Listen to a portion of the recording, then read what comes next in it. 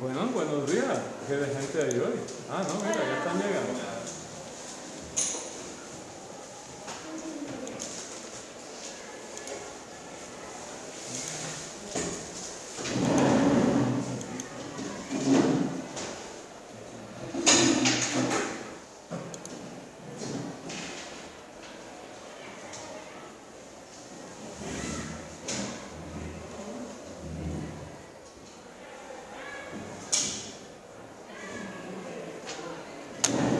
Muy bien.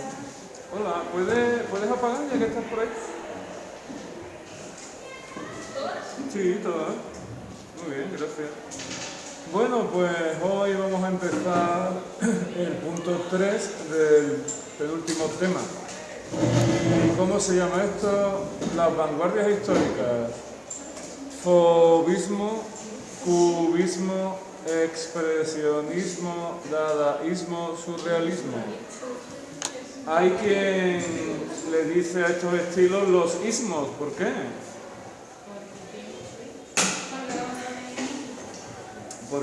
Porque todos acaban en ismo. Muy bien, se conocen también como vanguardias históricas. Bueno, pues vamos allá. No, el penúltimo.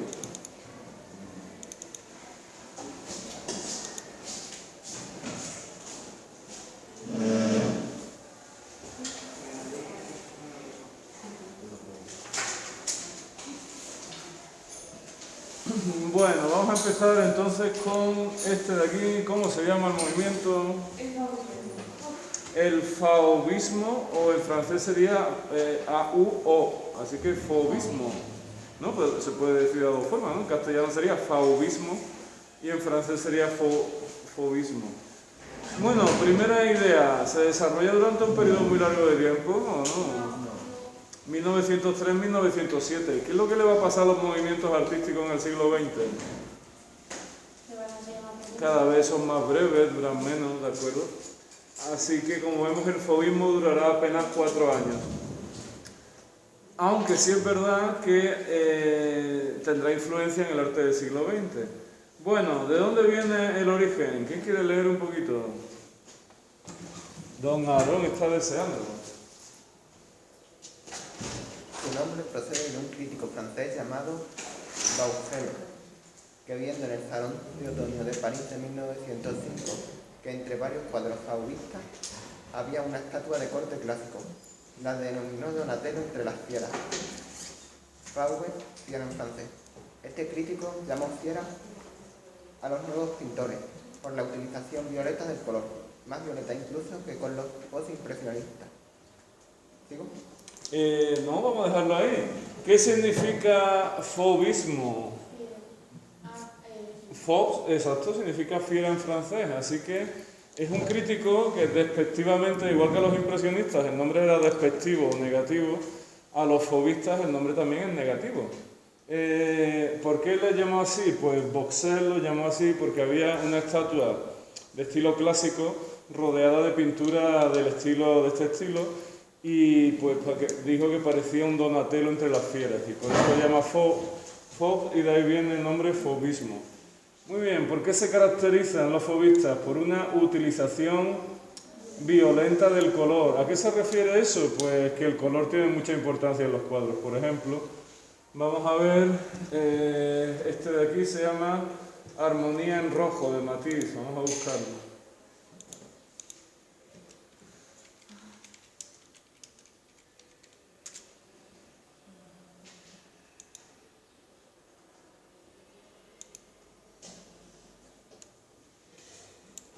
Muy bien, ¿por qué se caracteriza el fauvismo? Porque el color es, o sea, muy, como por ejemplo el estado, es muy así. Un uso intenso del color. ¿Tiene mucha importancia el dibujo? El dibujo pierde importancia, la perspectiva a profundidad pierde importancia, la iluminación pierde importancia. ¿A qué se le da más importancia? Al uso del color. Este cuadro en concreto se llama Armonía en Rojo. ¿Y quién destaca dentro de los fauvistas? El pintor más conocido del movimiento va a ser... ¿Cómo se llama ese muchacho? Henri Matisse, que vivió, como vemos aquí, entre 1869 y 1954. Vale. ¿Quién quiere leer un poquito? Doña Zaira está deseando. En la cabeza del grupo y su máximo representante. En la cabeza del grupo y su máximo representante. Llegó tarde a la pintura, se formó como abogado y durante una larga recuperación de una operación intestinal llegó a la pintura. En su obra, el color adquiere plena autonomía, un color que nos transmite alegría, ganas de vivir. Él llegó a decir que su máxima aspiración era crear un arte sereno, puro y equilibrado.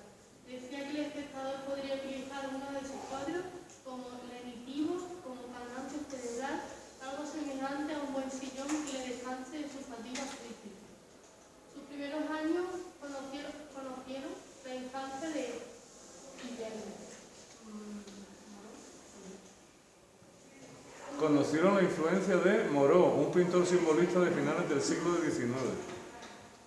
Un pintor cual. Después estuvo influido por Cézanne y por Signac. De la influencia de Signac tenemos el cuadro Lujo, Alma y Voluptuosidad, compuesto por el estilo puntillista en 1904. Más tarde traba amistad con Derain y en 1905 descubre en el Mediterráneo toda una gama de colores y se asentará en Curdy y allí instalará su taller. En él el color se potenciará cuando en 1906 visite el oasis de Bisura en Argelia y se siente atraído por su paisaje, tejido y cerámica. Siempre consideró que el cuadro debe ser totalmente independiente de la realidad. Vale, de Matisse ya hemos visto Armonía en Rojo, pero las obras más famosas de Matisse son dos, las que vamos a ver. La danza...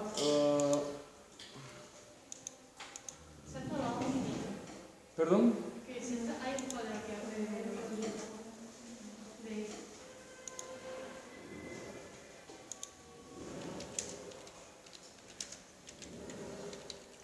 Es verdad, abajo hay uno.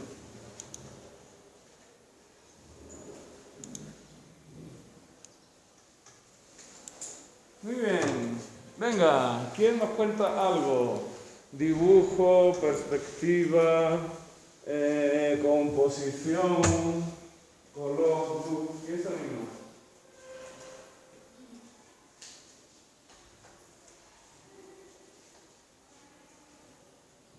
Pues la luz, No hay un foco de luz en la obra, es verdad. A los fobistas no les interesa las luces y sombras. ¿Más cosas? Muy bien, colores muy intensos, muy saturados, pero a la vez bastante planos, no tiene muchos matices. Vale. en el paisaje, No hay interés por la perspectiva o profundidad del cuadro, no hay objetos al fondo, no hay paisaje. el dibujo tampoco El dibujo se limita a qué? atrajo. A unas líneas negras prácticamente, a veces un poco más gruesas, otras veces un poco más finas, pero no hay un dibujo muy cuidado. ¿Qué más? El tema es una danza entre varias. El tema pues son varios personajes desnudos que estaban bailando, ¿no? Cogidos de la mano. Bueno, fauvismo, Henri Matisse, el movimiento es muy corto, 1903-1907, así que en estas fechas tiene que estar la obra, ¿de acuerdo? ¿Y cuál es la técnica? Pues ahora mismo lo vamos a ver, ¿vale? Puedes echar un poquito para allá, ¿no?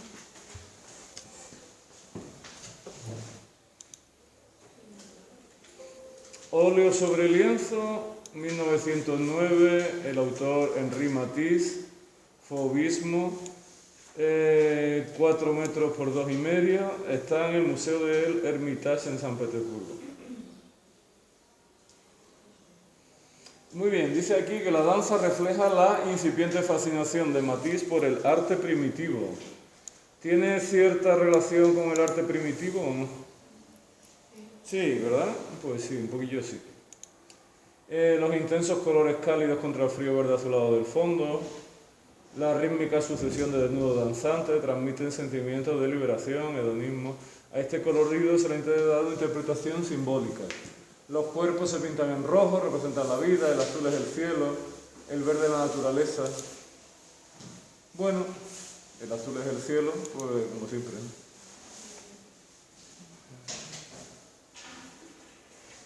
Bueno, pues Matisse. ¿Cuál es la otra gran obra de Matisse que, por cierto, durante un tiempo cayó mucho en Pebao?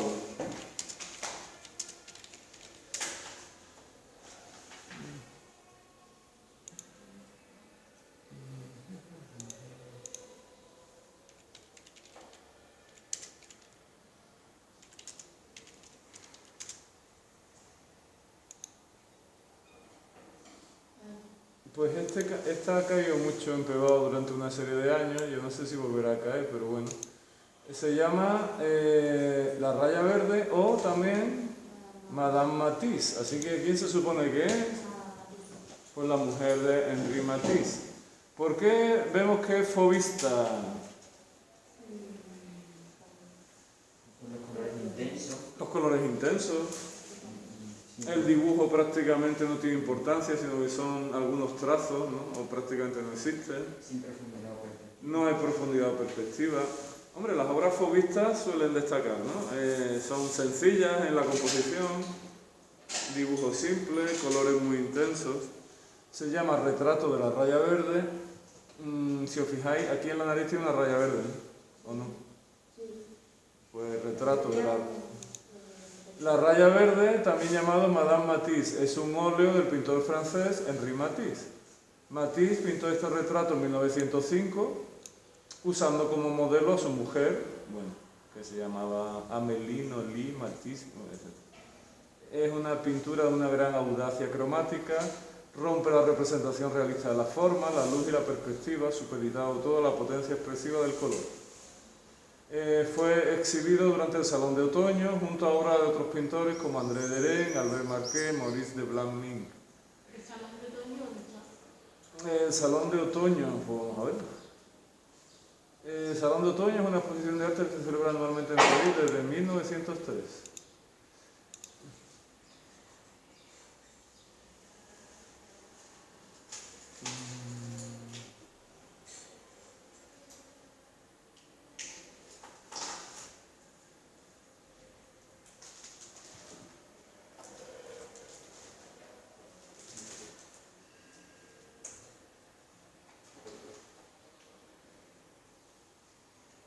Mira, dice, la elección del otoño como la temporada de presentación es estratégica por varios conceptos.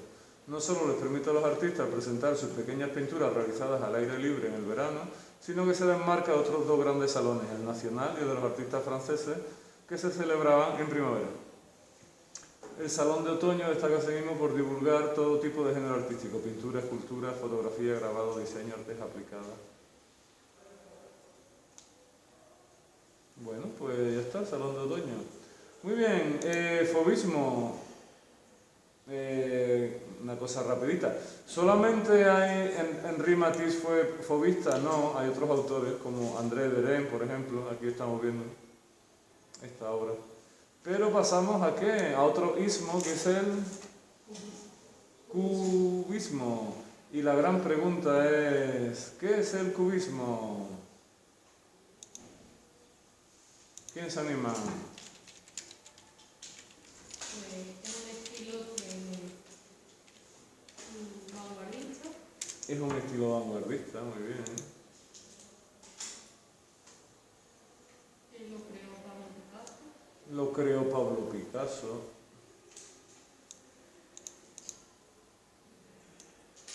Y esta fue la primera obra. ¿Qué intenta el cubismo? Formas geométricas. Muchas formas geométricas. Muy bien, forma geométrica, teóricamente intenta descomponer los distintos puntos de vista de un objeto en un solo plano. ¿Se puede hacer eso? Es decir, yo veo los objetos, pero la parte de atrás de los objetos no puedo verla, ¿no? El artista podría coger ese plano y el otro plano e intentar fundirlos en uno solo. Bueno, pues eso es lo que intenta el cubismo, ofrecer distintos puntos de vista de un objeto, pero fundidos solo en un solo en una sola obra, ¿no? La parte buena, bueno, pues que sabemos quién creó el movimiento, fue Picasso. ¿Qué más sabemos de él? La primera obra cubista fue esta de aquí, Las señoritas de Aviñón, y cae a veces en Pebao, así que vamos a leer un poquito sobre ella.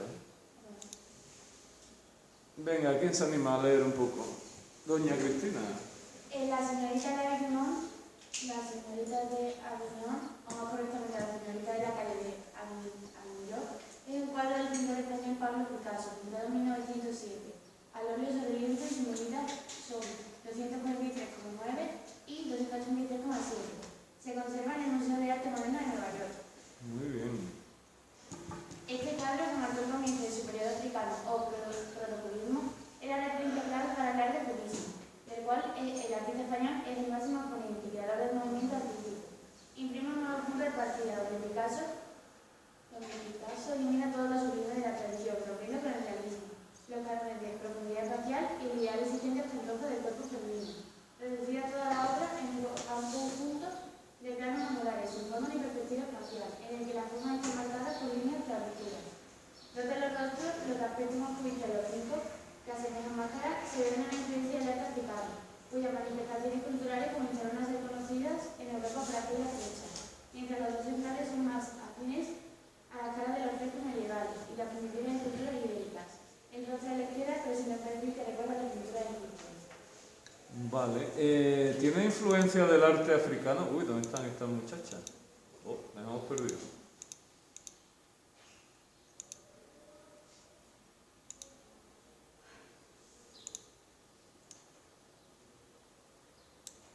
¿Tiene influencia del arte africano? Sí, por lo menos.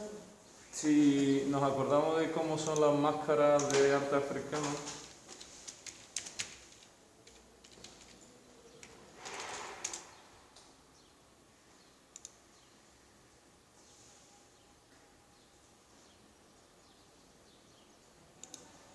¿tienen una cierta influencia?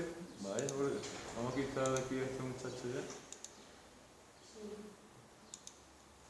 A finales del 19, principios del 20, llega la influencia del arte japonés a Europa, que ya hemos visto, por ejemplo, cómo Van Gogh pues, imitaba las estampas japonesas, influyen en la pintura, pero también empieza a llegar ejemplos de arte africano. A finales del 19 las potencias europeas se reparten en África y empiezan a llegar objetos de África a Europa. ¿Eso qué hace? Pues hace que el arte europeo empiece a verse influido también por pues elementos africanos, asiáticos, etc. Bueno,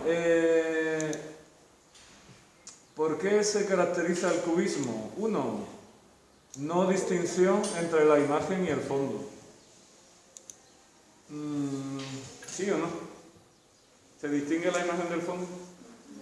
Pues prácticamente no. Segundo, descomposición de los objetos y el espacio. ¿Se intenta descomponer los objetos en varios planos? Sí. ¿Por qué más se caracteriza el cubismo? La yuxtaposición y superposición de varias visiones desde puntos de vista diversos. Por ejemplo, se ve en el rostro de este personaje, se intenta poner distintas visiones del mismo objeto, fundirlas en una sola, ¿no? Por lo menos esa es la idea. Después lo conseguirá o no. El color no tiene importancia, dice aquí. ¿El color tiene importancia? Normalmente en el cubismo los colores no tienen una importancia decisiva.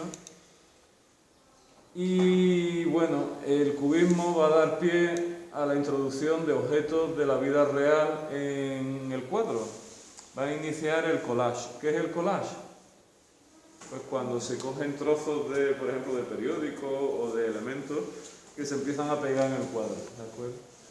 Así que el cubismo se ha dividido, digámoslo así, en dos ramas. Uno, que simplemente se dedica a descomponer la figura, se llama cubismo analítico, y otro cubismo que es el que introduce ya elementos de la realidad en el cuadro, trozos de periódico, trozos de rejilla, otros elementos que los pega, que se llama cubismo sintético.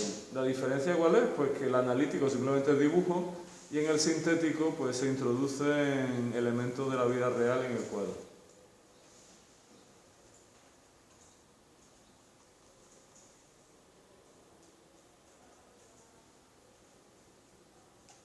Bueno, el tema aprovecha para hablar de quién.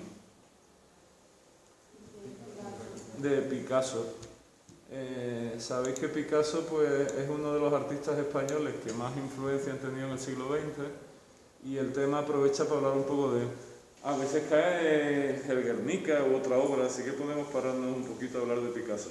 ¿En qué época vive Picasso?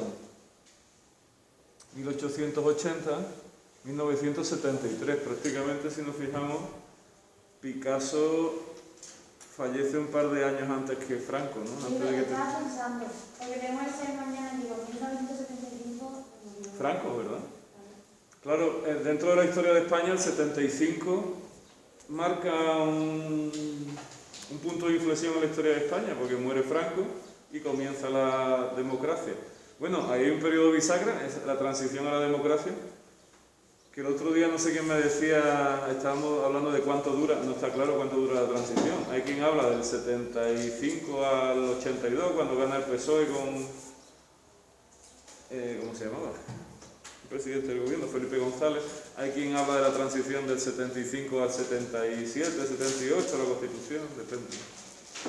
Bueno, pues Picasso, como vemos aquí, vive al final del 19, principio del 20. Y bueno, vive en Málaga, vive también en Galicia y su padre es profesor de dibujo.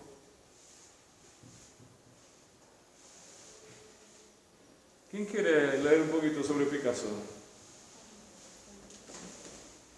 ¿Quién se anima? Okay. Pablo Ruiz Picasso, aunque su nombre completo era Pablo Diego José Francisco de Paula María de los Remedios, Madre mía, qué nombre.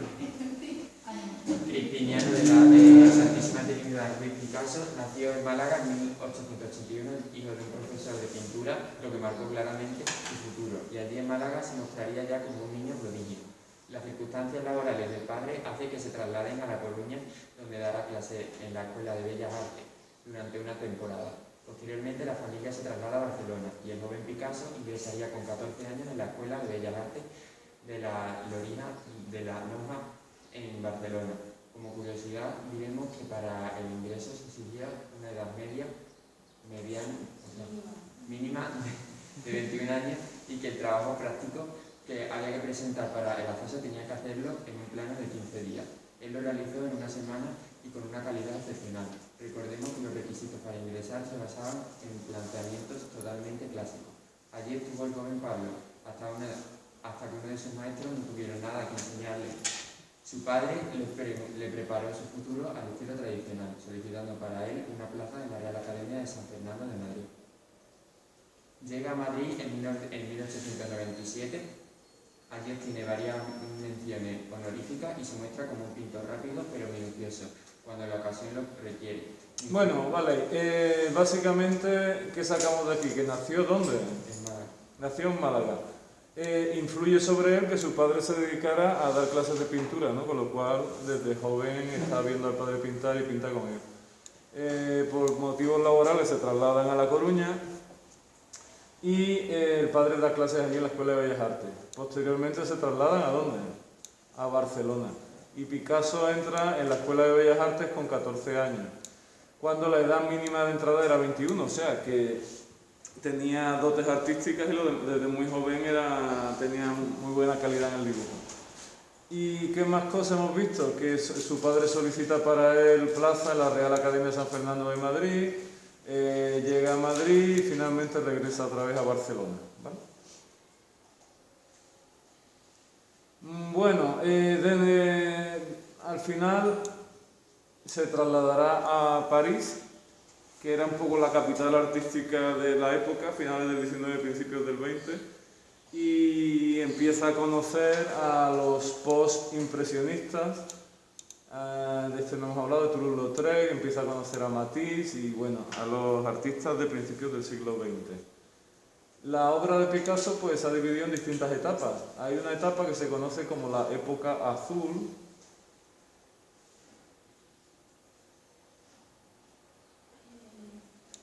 Vamos a poner un cuadro de la época azul.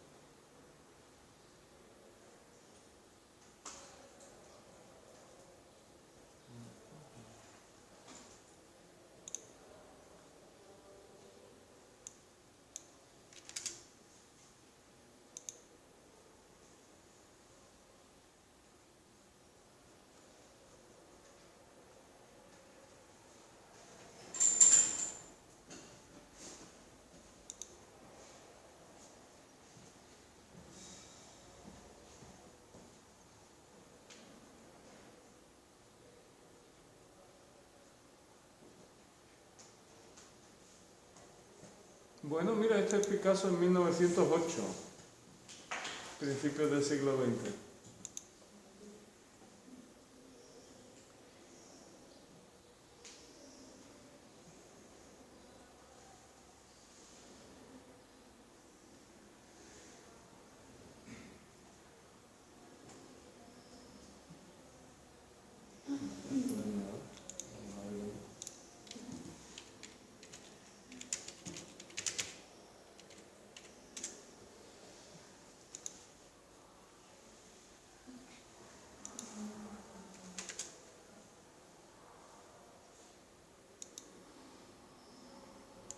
Muy bien, ¿por qué se llama la etapa azul? Porque predomina el color azul. Muy bien. Ha llegado a París, ha fallecido un amigo íntimo suyo, Casagemas, y parece ser que la muerte de su amigo Casagemas le afecta mucho y empieza a pintar cuadros normalmente predominando los colores azules. Las temáticas suelen ser tristes, no son muy alegres. Y como vemos aquí, personajes pues marcados por el frío, la desdicha. Aquí tenemos otro cuadro de la etapa azul. Parecen mendigos, ¿no?, que están pidiendo en la calle, gente pasando malos momentos.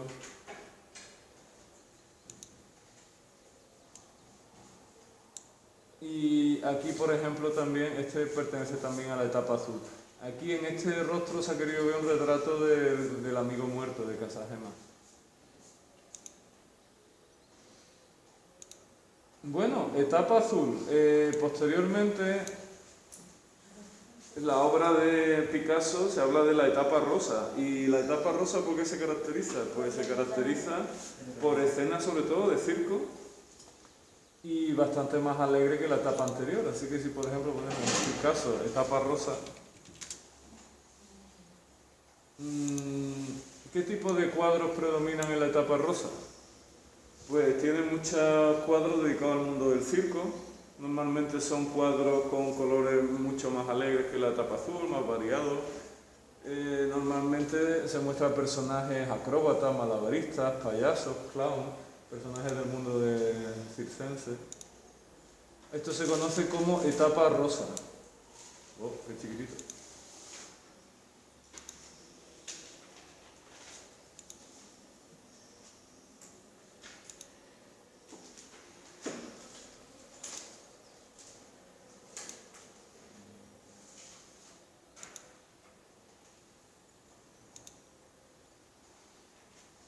Muy bien, otra de las etapas dentro de la obra de Picasso es la etapa cubista, que se inaugura ¿con qué?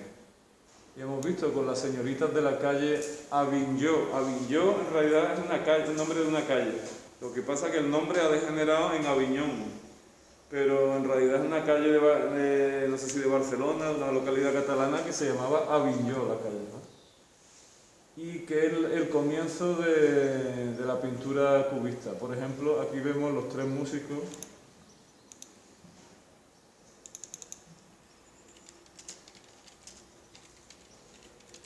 Esta también ha caído algún año. Vamos.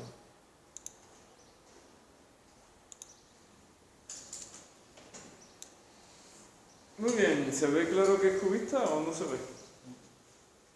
¿Por qué se ve que es cubista? Y por lo de las máscaras africanas. Influencia del arte africano, de las máscaras, simplicidad en las formas, intento de descomponer la figura en formas geométricas. ¿Qué más decíamos?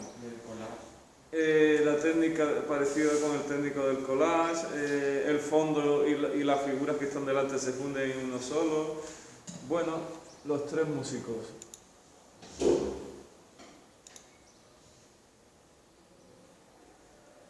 Y vamos a ver este también.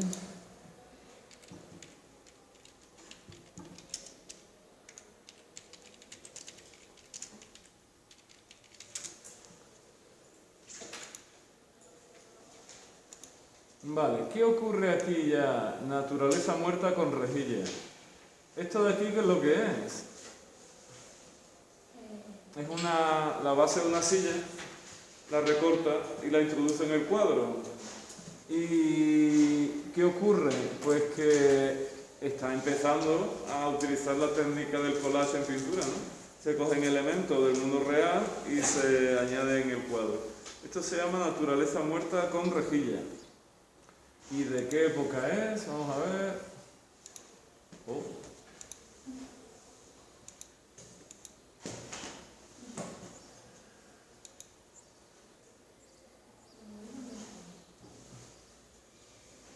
Claro, cuando pone técnica ya pone collage óleo. Pero no viene el año, ¿no? Sí, ¿dónde está el año? Abajo. Pone este cuando fue realizado por Picasso. En 1912, muy bien. Y marca el fin del cubismo analítico para pasar al cubismo sintético. Bueno, eso de analítico y sintético son nombres muy complicados para cosas muy simples. Cubismo analítico es aquel que solamente tiene dibujo y el cubismo sintético es aquel que utiliza la técnica del collage e incluye elementos de la vida cotidiana en el cuadro. Este, por ejemplo, hay una rejilla, bueno, pues sería cubismo sintético, sería un collage. Bueno, cubismo. Pero como vemos aquí, dentro de la obra de Picasso hay muchas etapas. Se habla de una etapa clásica y nosotros nos vamos a parar en un cuadro que se podría incluir ya dentro de la fase surrealista o expresionista. ¿Qué quiere decir eso del surrealismo? Bueno, pues el surrealismo va a ser un estilo artístico que intenta mostrar el subconsciente, el mundo de los sueños. Y dentro del surrealismo de Picasso, pues podría entrar el Guernica. Dentro del surrealismo o del expresionismo. ¿Quién quiere leer un poquito? Don Javier. Guernica es un cuadro de Pablo Picasso pintado en París entre los meses de mayo y junio de 1937, cuyo título habla del bombardeo de Guernica, ocurrido el 23 de abril de dicho año, durante la Guerra Civil Española. Fue realizado por encargo del director general de Bellas Artes, José Fernández, a petición del gobierno de la Segunda República Española, para ser expuesto en el pabellón español durante la Exposición Internacional de 1937, en París, con el fin de atraer la atención del público hacia la causa republicana en plena Guerra Civil Española. Vale.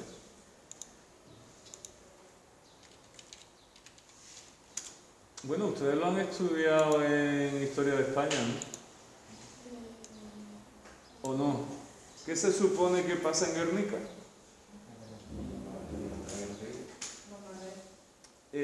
La fuerza, la aviación alemana, que está, digamos que está aliada con las tropas de Franco, ¿no?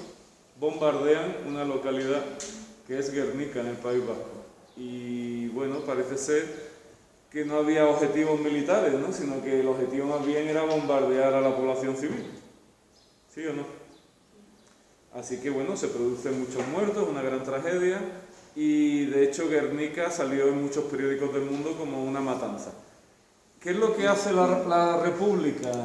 Estamos en el año 37. ¿Acaba la guerra civil? No, no acabó la guerra civil. ¿Por qué la República le encarga este cuadro a Picasso? ¿Por qué? ¿Por qué? ¿Por qué a qué?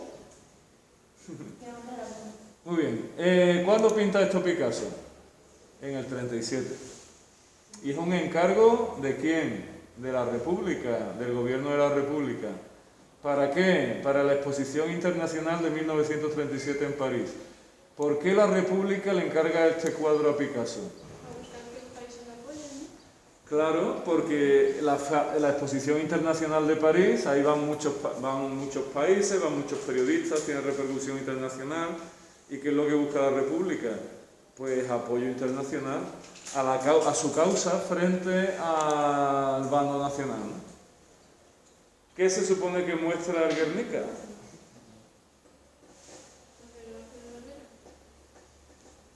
Bueno, vamos a ir leyendo a ver qué dice.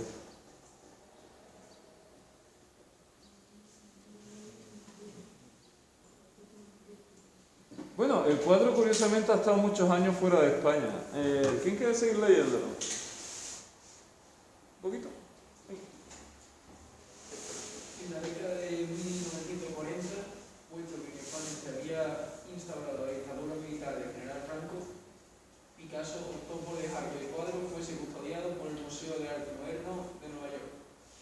Aunque expresó su voluntad de que fuera devuelto a España cuando volviese el país a la democracia, en 1981 la obra llegó finalmente a España. Se puso al público primero en el Casón del Buen Retiro y luego desde 1992 en el Museo Reina Sofía de Madrid, donde se encuentra en exhibición permanente. Vale. Su interpretación en profundidad es objeto de controversia, ya que varias figuras son simbólicas y suscitan opiniones dispares, pero su valor artístico está fuera de discusión. No solo es considerado una de las obras más importantes del arte del siglo XX, sino que se ha convertido en un auténtico icono del siglo XX, símbolo de los terribles sufrimientos que la guerra inflige a los seres humanos. Bueno,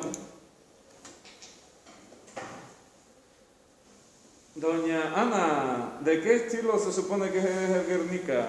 A ver, como estilo, forma parte de la etapa expresionista, pero es cubista.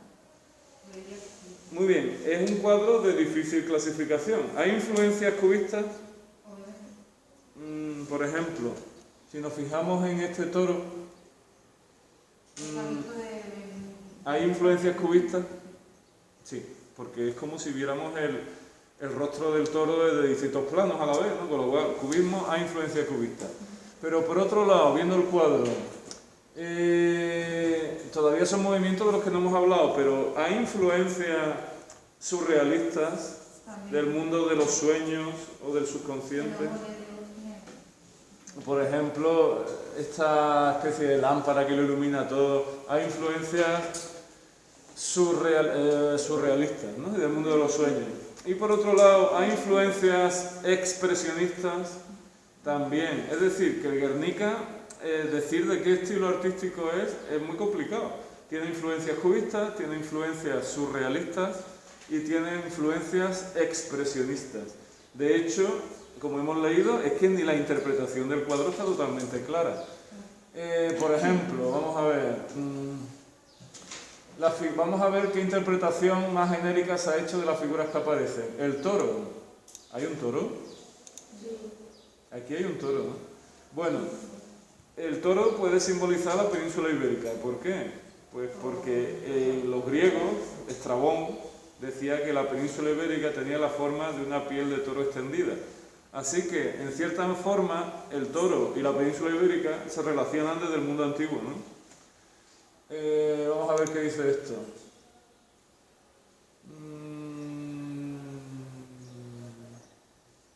Bueno, ¿quién se anima a leer un poco? Venga, el toro. Doña Selva, ¿quiere usted leer un poco? El toro aparece en la izquierda del cuadro, con el cuerpo oscuro y la cabeza blanca.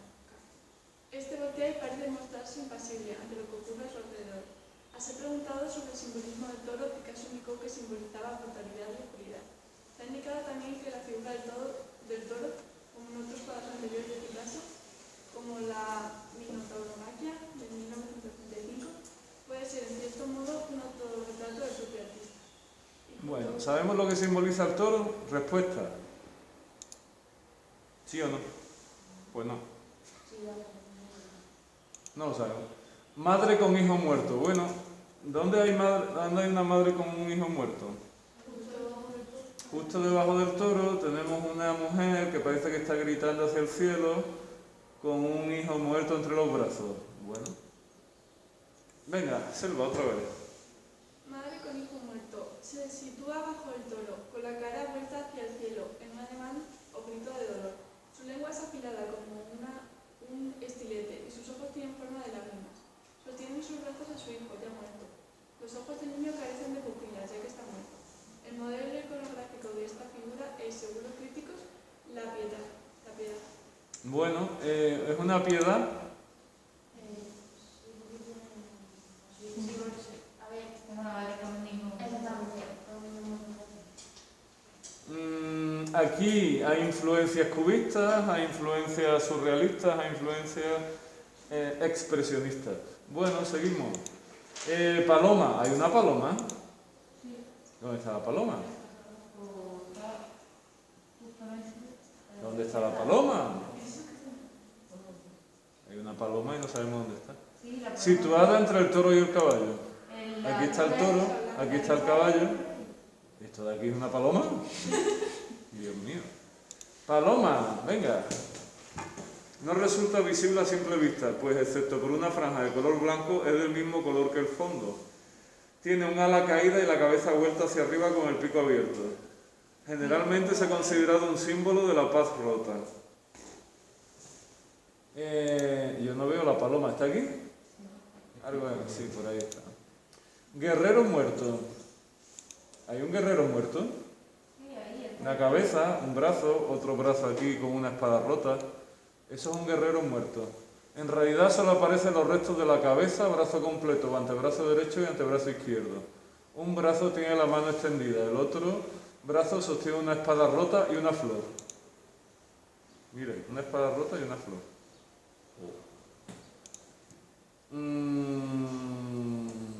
Bombilla. Es una de las imágenes que más intriga despierta. Imagen ubicada en el centro del cuadro. Se puede relacionar el símbolo bombilla con bomba. Se ha dicho que simboliza el avance científico y electrónico que se convierte en una forma de avance social, pero al mismo tiempo de destrucción masiva de la guerra moderna. Bueno, ahí está, la bombilla. Caballo. Su cuerpo está hacia la derecha, pero su cabeza, igual que la del toro, se vuelve hacia la izquierda. Adelanta una de sus patas delanteras para mantener el equilibrio. Mujer arrodillada. Caballo, ¿no? Mujer arrodillada. ¿Esta de aquí? Y bueno, aquí parece que hay unas llamas, ¿no?, que podrían representar el bombardeo, y un personaje que en actitud parecida al de la madre con hijo muerto, pues está gritando, ¿no? No sabemos si se está quemando. Bueno, casa en llama, hombre o mujer implorando, flecha oblicua. ¿En qué año pinta esto Picasso? Durante la Guerra Civil, en 1937. De hecho, es un encargo que le hace la Segunda República para el Pabellón de España en la Feria Internacional de París de 1937. Como hemos dicho, la República quiere buscar apoyo internacional poniendo de manifiesto las brutalidades de la guerra, ¿no? Y entonces Picasso pinta este cuadro. Hoy en día está en el Museo Reina Sofía en Madrid.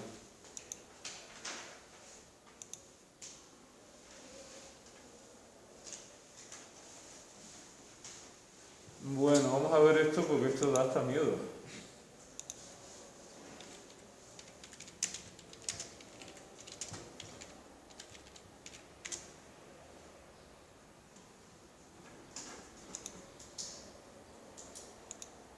Muy bien, este cuadro se llama Mujer que llora.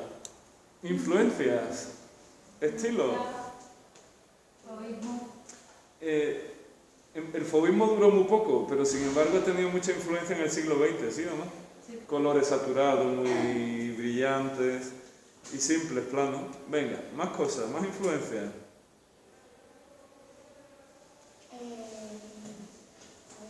¿Cubismo o no? Cubismo también, sí. Y no hemos hablado todavía de ese movimiento, pero también hay cierto expresionismo. Es decir, que la obra de Picasso pues, es difícil de clasificar, sobre todo a partir de los años 20.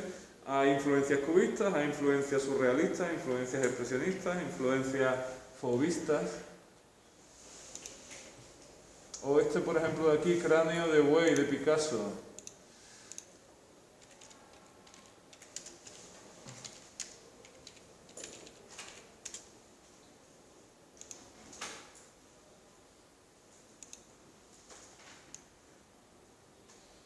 Esto se llama naturaleza muerta con cráneo de buey. Básicamente es un bodegón. Es una especie de bodegón, muy bien. ¿Influencia cubista? Sí. ¿Fauvista? No. ¿Expresionista? Sí. Es decir, son obras de difícil clasificación. Bueno.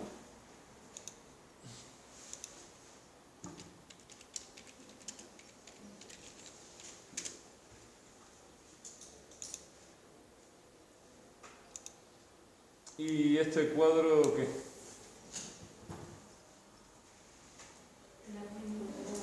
Son las meninas, pero una versión realizada por ¿quién? Por Picasso. Picasso interpreta a las meninas.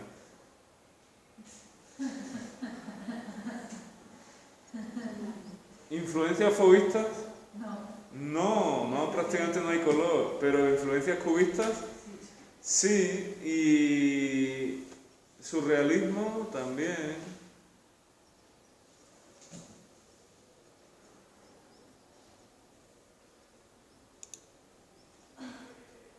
Mira, aquí tenemos otra versión de las meninas.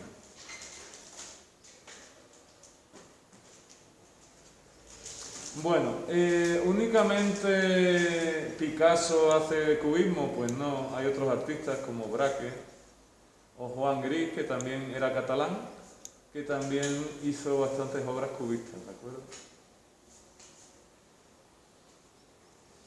Bueno, hemos visto el fauvismo, el cubismo, y ahora vamos a pasar a otro ismo. ¿Cómo se llama?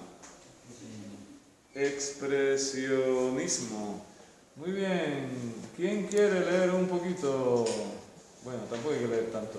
El expresionismo es un estilo alemán de principios del siglo XX en el que predomina el sentimiento sobre el pensamiento. Toma ya. Normalmente se suele poner como ejemplo de expresionismo esta obra.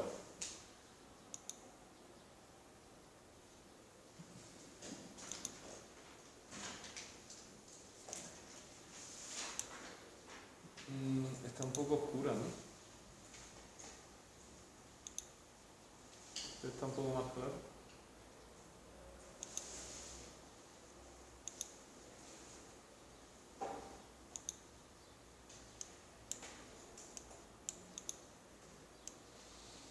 Muy bien. ¿Qué hace el expresionismo? ¿Qué intenta?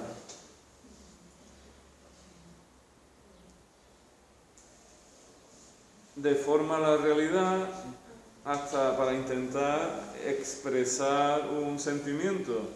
¿Hay influencias fauvistas? En algunos cuadros sí, por ejemplo en el Grito de Munch hay cierta influencia fauvista. ¿Hay influencia del cubismo? Pues del cubismo precisamente no. Pero vamos a ver que los cuadros expresionistas, pues como dice el tema, predomina en este estilo el sentimiento sobre todo lo demás. ¿De acuerdo?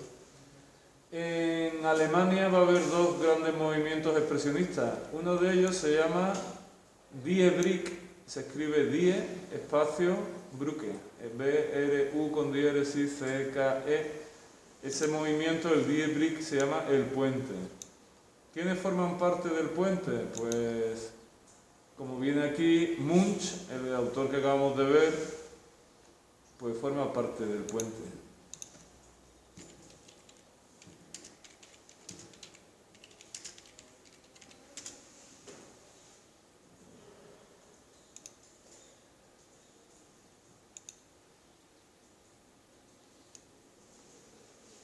Esto se llama Paseo por Oslo. ¿Y qué se ve ahí? A ver.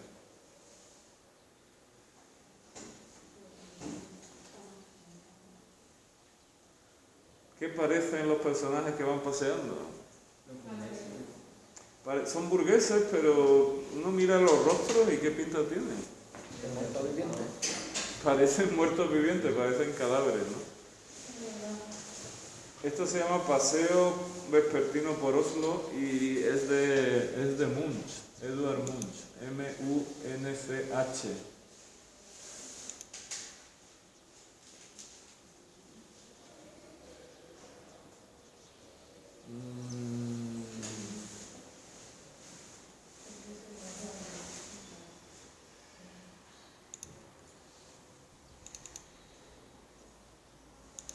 Aunque el cuadro más famoso de Munch es este de aquí, de El Grito. ¿Y ha caído alguna vez? El Grito ha caído algún año, sí. Venga, ¿quién quiere leer un poquito? Doña Mercedes está deseando. El Grito es el título de cuatro cuadros del noruego Edvard Munch. La versión más famosa se encuentra en la Galería Nacional de Noruega y fue completada en 1893. Otras dos versiones del cuadro se encuentran en el Museo de Munch, también en Oslo, mientras que la cuarta versión pertenece a una colección particular. En 1895, Munch realizó también una litografía con el mismo título. En los últimos años, la obra, en dos versiones diferentes, ha sido objeto de robos de gran repercusión mediática. La versión más conocida de la Galería Nacional fue robada en febrero de 1999 y fue recuperada en una acción policial 2 semanas más tarde. En agosto de 2004 se produjo un robo de las revisiones expuestas en el Museo de Munch. 2 años después, el 31 de agosto de 2006, la policía noruega anunció la recuperación de la pintura en buen estado. Es curioso, pero han intentado robar muchas veces este cuadro. Lo que pasa es que, claro, cuando uno roba cuadros muy famosos, después es fácil su venta. Tú tienes que robar un cuadro así casi por encargo, ¿no? Para vendérselo a un multimillonario que te lo pague para tenerlo en su salón, porque nadie puede comprar, todo el mundo conoce la obra, ¿no? Nadie puede comprar la obra para exponerla al público en un museo, o tiene que ser alguien que la quiera tener en una habitación escondida en su casa y que esté dispuesto a pagar mucho dinero por ella. Así que son robos extraños porque tendrían que ser robos de encargo prácticamente. Alguien que pide a un ladrón que vaya y que robe las meninas, por así decirlo. Es complicado. Antes de robar la Mona Lisa, que la conocía. Claro, es cierto. Bueno, el caso que ha sido robado en varias ocasiones. Dice que el cuadro es abundante en colores cálidos de fondo, luz oscura. La figura principal es una persona en un sendero de vallas que se pierde de vista fuera de la escena. Esta figura está gritando con una expresión de desesperación. En el fondo, casi fuera de la escena, se aprecian dos figuras con sombrero que no se pueden distinguir con claridad.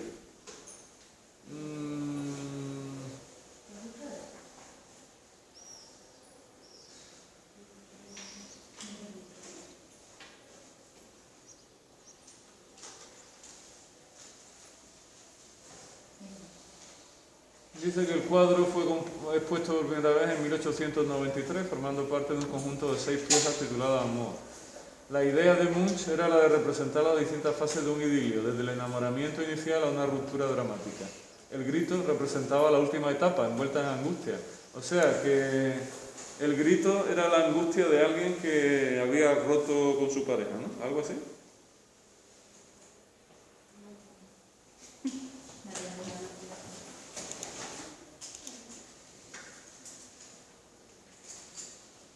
La obra fue muy bien acogida por la crítica y el conjunto Amor fue clasificado como obra demente. Más tarde, el régimen nazi clasificó a Munch de artista degenerado y retiró los cuadros que había en una exposición en Alemania. Un crítico consideró el conjunto y en particular el grito tan perturbador que aconsejó a las mujeres embarazadas que no visitaran la exposición. La reacción del público fue discrepante y el cuadro se convirtió en motivo de discusión y por primera vez se hace mención del grito en las críticas y reportajes de la época. Munch realizó 4 versiones del grito, el original de 1893, con una técnica mixta de óleo y pastel sobre cartón. Está expuesto en la Galería Nacional de Oslo. La segunda en témpera sobre cartón, Museo Munch de Oslo, hasta que fue robada en 2004. La tercera pertenece al mismo museo y la cuarta es propiedad de un particular. Bueno, pues esa es la pinta que tiene. Munch, el grito, expresionismo.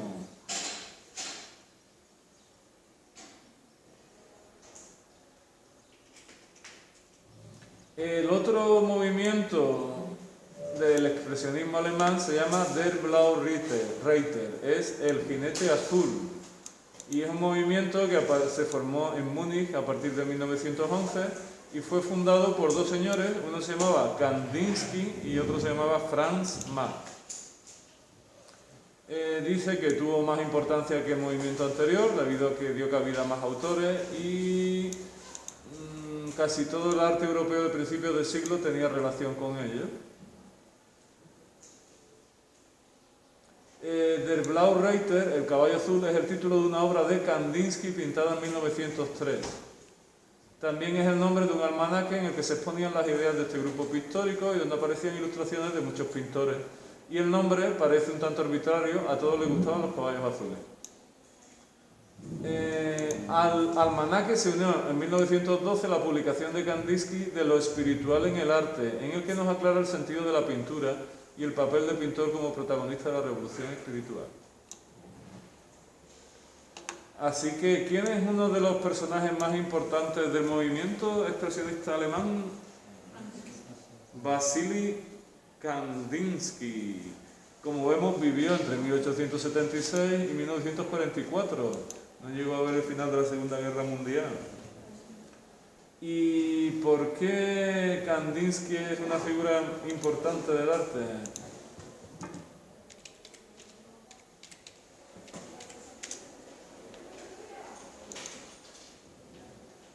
Bueno, aquí tenemos una foto.